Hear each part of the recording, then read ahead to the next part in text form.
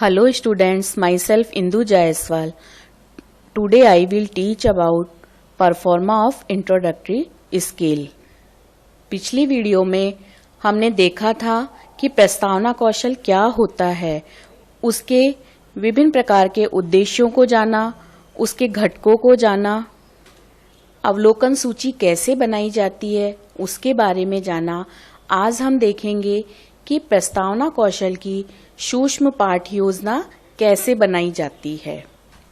प्रस्तावना कौशल की सूक्ष्म पाठ योजना बनाने के लिए सबसे पहले श्यामपट्ट पर दिनांक, कक्षा, विषय, प्रकरण, कालांश और समयावधि ये 6 प्रकार की एंट्री करनी होती है।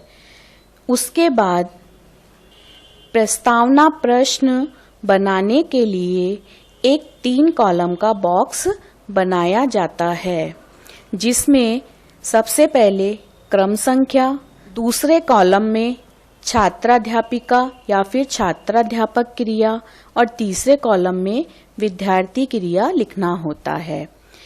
प्रस्तावना कौशल में 5 प्रश्न बनाए जाते हैं। ये प्रस्तावना प्रश्न एक दूसरे से जुड़े हुए होते हैं, यानी कि जो पहला प्रश्न होता है उसका जो आंसर आता है उसी से हम दूसरे प्रश्न का निर्माण करते हैं। इसी प्रकार दूसरे प्रश्न से तीसरे प्रश्न का और इसी प्रकार क्रमबद्ध रूप से हम अंतिम प्रश्न का निर्माण करते हैं।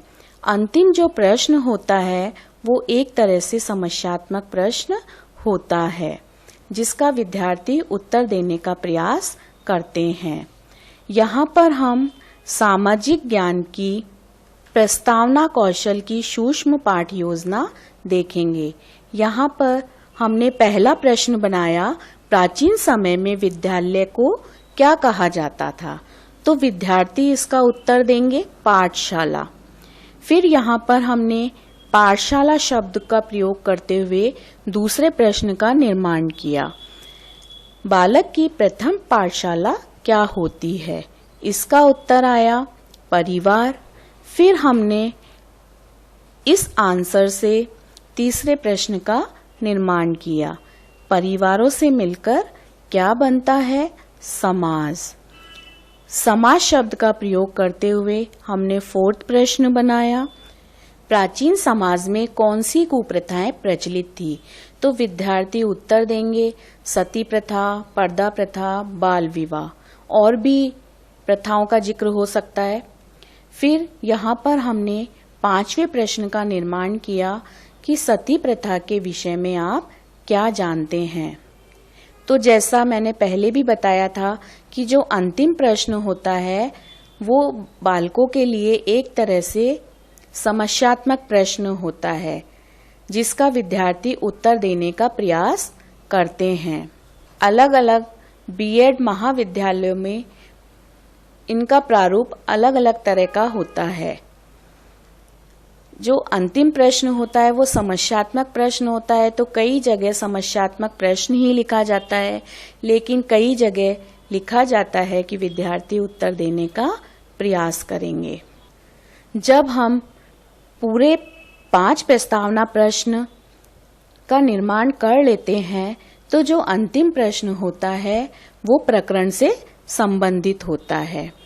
5 प्रश्नों के निर्माण के बाद हम एक उद्देश्य कथन लिखते हैं कि विद्यार्थियों, आज हम सती प्रथा के बारे में विस्तार पूर्वक अध्ययन करेंगे।